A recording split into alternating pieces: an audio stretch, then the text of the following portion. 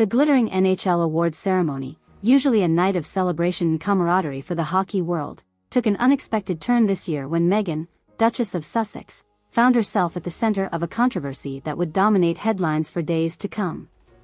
As the bright lights of the T-Mobile Arena in Las Vegas dimmed and the star-studded audience settled into their seats, anticipation filled the air.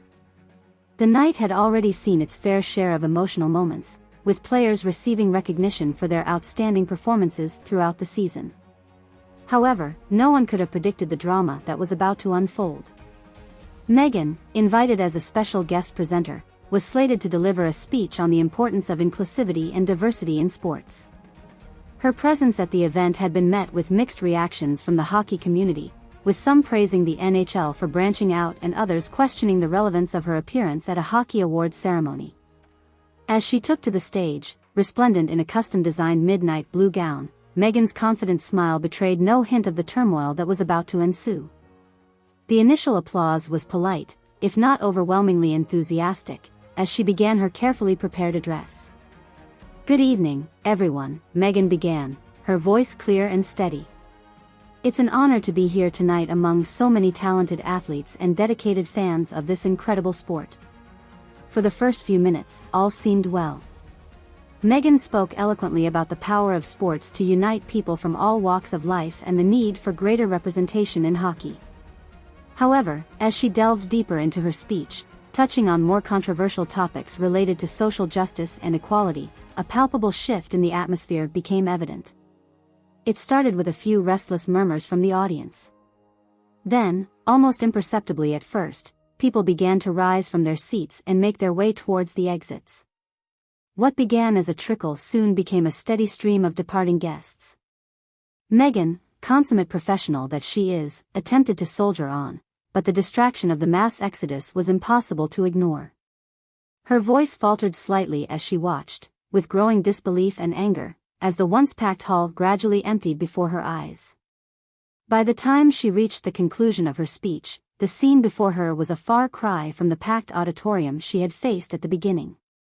Rows of empty seats stared back at her, with only a smattering of attendees remaining, mostly those too polite or too shocked to leave. As Meghan uttered her final words to a nearly vacant hall, the air was thick with tension and embarrassment. The customary applause at the end of a speech was painfully sparse, echoing hollowly in the cavernous space. Backstage, chaos erupted. Meghan, visibly shaken and furious, demanded answers from the event organizers. "What just happened?" she reportedly asked, her voice trembling with a mixture of anger and humiliation. Was this some kind of sick joke? NHL officials scrambled to control the situation, but the damage was already done. Video clips of the mass walkout were already circulating on social media, accompanied by a flood of comments ranging from sympathy for Meghan to harsh criticism of her speech and presence at the event. In the days that followed, the incident became a lightning rod for debate and controversy. Some defended Meghan, arguing that the walkout was a display of disrespect and possibly rooted in prejudice. Others contended that her speech was inappropriate for the venue and that attendees had every right to leave if they felt uncomfortable. The NHL found itself in the unenviable position of trying to appease all sides. In a hastily released statement, the league expressed regret for the unfortunate incident and reaffirmed its commitment to inclusivity. However, the statement stopped short of condemning the actions of those who left, leaving many unsatisfied. Meghan herself remained uncharacteristically silent in the immediate aftermath, but sources close to her reported that she was devastated and angry about the incident. The usually media-savvy Duchess was said to be weighing her options carefully before making any public statement. As the controversy raged on, deeper questions began to emerge. Was this simply a case of poor event planning, with Meghan's speech perhaps misplaced in an awards ceremony celebrating athletic achievement? Or did it reflect broader issues within the hockey community and society at large? Hockey analysts and cultural commentators alike weighed in on the issue. Some pointed out that hockey, traditionally seen as a predominantly white sport, has been struggling with issues of diversity and inclusion for years. They argued that the reaction to Meghan's speech was symptomatic of a resistance to change within the sports culture. Others defended the hockey community, arguing that the walkout was not necessarily a rejection of Meghan's message, but rather a response to what they saw as the politicization of a sports awards ceremony. People come to these events to celebrate athletic achievement, one commentator noted. They don't expect to be lectured on social issues, regardless of how important those issues might be. The incident also reignited discussions about Meghan's role in public life since stepping back from royal duties. Supporters praised her for using her platform to address important issues, while critics accused her of being out of touch and seeking attention. As the days passed, more details emerged about the lead-up to the controversial speech.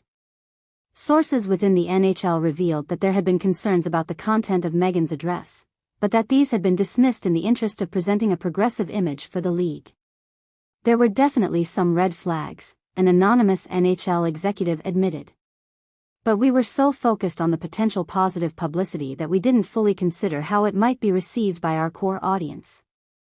This revelation led to further criticism of the NHL's leadership, with many questioning the decision-making process that led to the debacle. Calls for resignations and a complete overhaul of the league's public relations strategy began to circulate. Meanwhile, players found themselves caught in the crossfire. Many were hesitant to comment publicly on the incident, wary of potential backlash regardless of which side they took. However, a few brave souls did speak out. PK Subban, known for his outspoken advocacy for diversity in hockey, defended Meghan's right to speak but acknowledged the complexity of the situation. "We need to have these conversations in hockey," he said in an interview. "But we also need to find the right time and place for them. It's a delicate balance." Sidney Crosby, one of the sport's biggest stars, took a more diplomatic approach. "It's unfortunate that things unfolded the way they did," he stated. "We all need to do better at listening to each other and finding common ground." As the controversy entered its second week, the long-term implications for both Meghan and the NHL began to come into focus. For Meghan, the incident represented a significant setback in her efforts to establish herself as a serious voice on social issues. The image of her speaking to an empty hall was likely to haunt her for years to come, providing easy ammunition for her critics. For the NHL, the fallout was equally severe. The league's attempts to broaden its appeal and present a more inclusive image had backfired spectacularly, potentially alienating both traditional fans and the very demographics it was trying to reach out to. Sponsors, always sensitive to public opinion, began to express concern. While none immediately pulled their support, there were rumblings of discontent and demands for the NHL to take concrete action to address the issues raised by the incident. In an effort to regain control of the narrative, the NHL announced the formation of a task force to examine issues of diversity and inclusion within the sport. However, this move was met with skepticism by many who saw it as too little, too late. Meghan, after days of silence, finally released a statement through her spokesperson.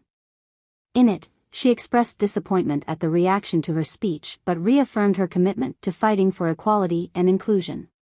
"While I am saddened by the events that transpired," the statement read, "I remain dedicated to using my voice to advocate for positive change, both in sports and in society at large."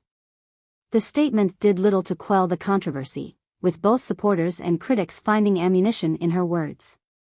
The debate raged on across social media platforms, talk shows, and sports bars across North America. As the dust began to settle, broader questions about the role of sports in society came to the forefront. Should sports remain an apolitical space, focused solely on athletic achievement?